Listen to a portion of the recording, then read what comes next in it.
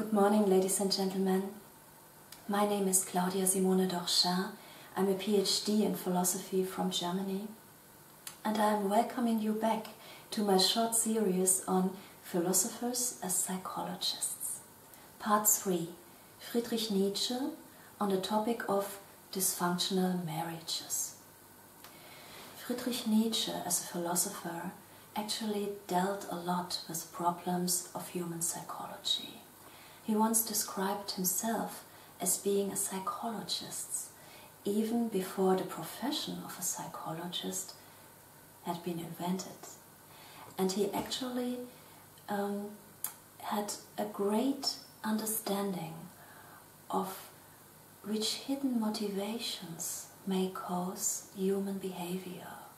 Long before Sigmund Freud coined the notion of Unterbewusstsein, subconscious mind, Friedrich Nietzsche already knew that most, if not all, of our actions are not taken voluntarily, but are motivated by some hidden forces from within, by anxieties, by desires we sometimes suppress, and by all these sources of inspiration and motivation society often denies.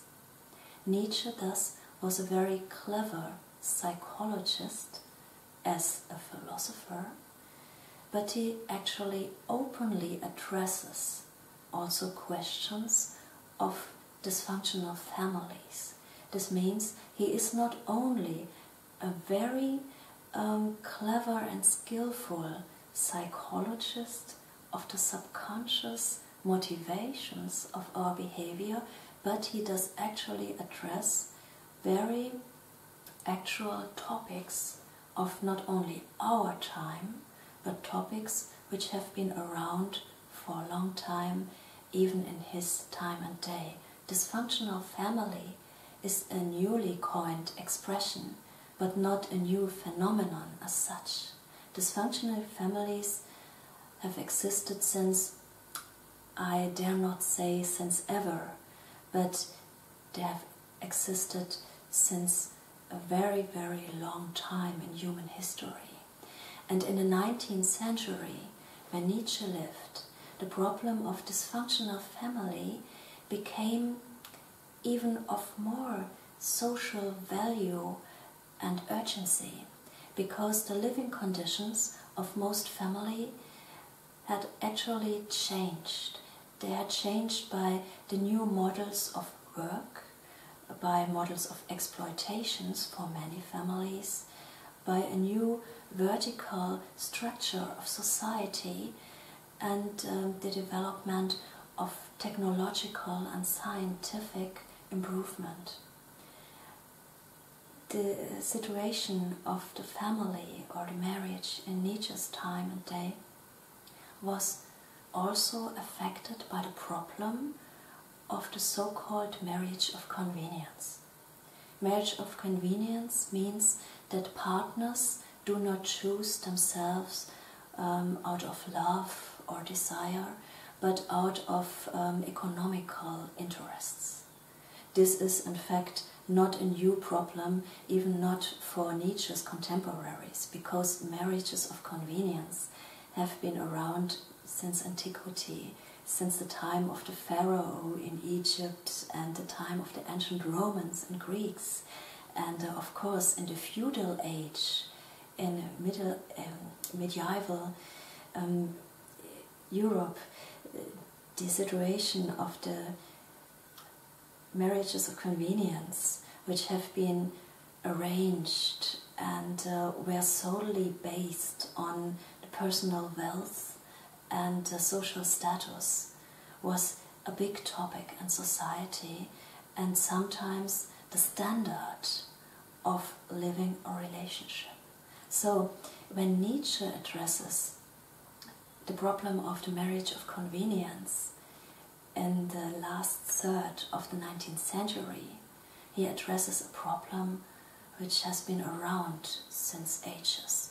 But in his time and day, the problem of marriages of convenience became much more of an interest because of the overall change of society. Nietzsche criticizes the marriage of convenience. We do find criticism on marriages of convenience in his letters to his friends and in his philosophical work Morgenroethe, Dawn. He once criticizes that a marriage of convenience, which is solely based on financial and economic interest, cannot contribute to the personal and spiritual and intellectual improvement of the individual, because it provides absolutely no ground for personal improvement. For Nietzsche, this is vital. From his point of view, human relations should not only aim at a certain materialistic or social value.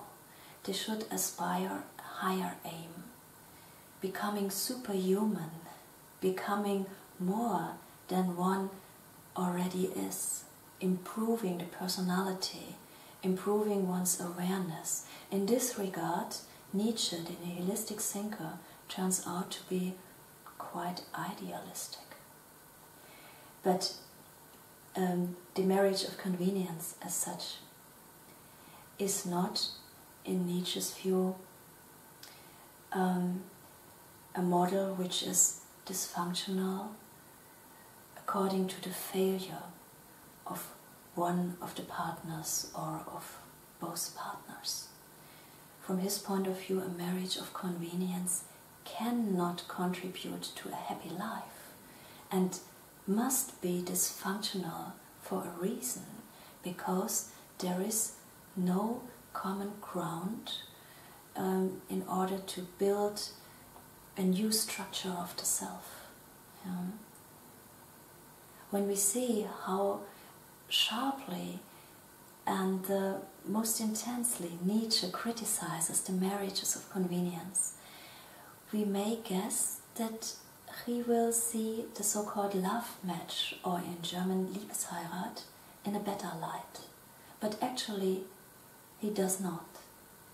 For Nietzsche, a love match is but a delusion on the man's side and need or greed on the woman's side.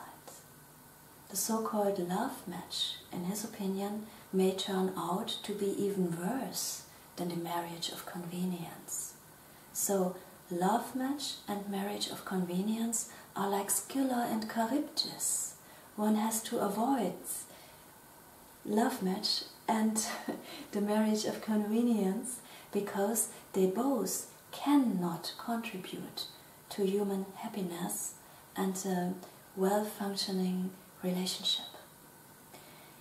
Nietzsche is in this regard very close to what Arthur Schopenhauer once said in his famous treatise on women, which was quite misogynistic, but in a certain way not far from how society actually worked in his days.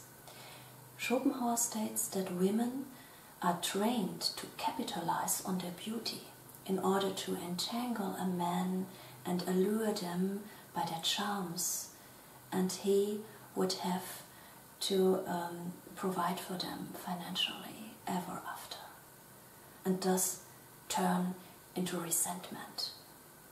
This was actually the case in many marriages of convenience and love matches of the 19th century, when women did not pursue a professional career and actually often did not own financial means.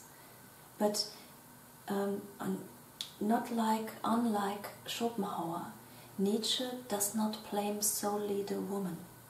Nietzsche sees that man and woman are trapped in the same delusion because they think that this arrangement could possibly turn out happy.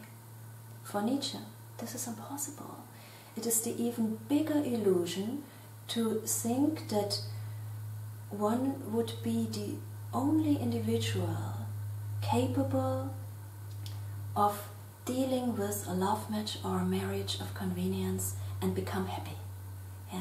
For Nietzsche, it is vital to see the bigger picture. For him, these models of relationships are dysfunctional, not based on individual failure, but they are dysfunctional because they are inherently based on wrong values. So there are two illusions: the illusion of a love match or of the marriage of convenience, which is an illusion in itself, and the bigger illusion to be the only one heroic individual who would possibly be able to cope with that and become happy.